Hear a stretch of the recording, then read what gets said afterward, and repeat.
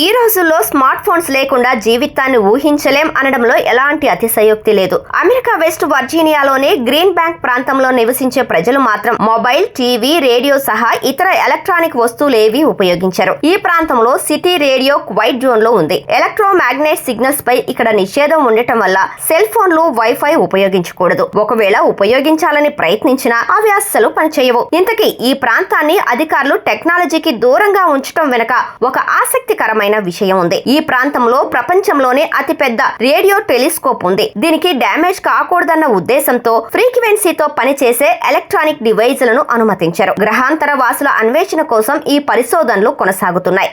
ఏలియన్ల నుంచి వచ్చే శబ్ద తరంగాలను ఇతర డివైజ్ల ఫ్రీక్వెన్సీ అడ్డుకునే అవకాశం ఉంది. అందుకే సిగ్నల్ ఆధారిత ఎలక్ట్రానిక్ డివైజ్లపై నిషేధం అమల్లో ఉంది. మరి కమ్యూనికేషన్ ఎలాగంటారా? గ్రీన్ బ్యాంక్ శివార్లలో ప్రత్యేకంగా కొన్ని రేడియో సెంటర్లు, ఫోన్ బూత్లు ఏర్పాటు చేశారు.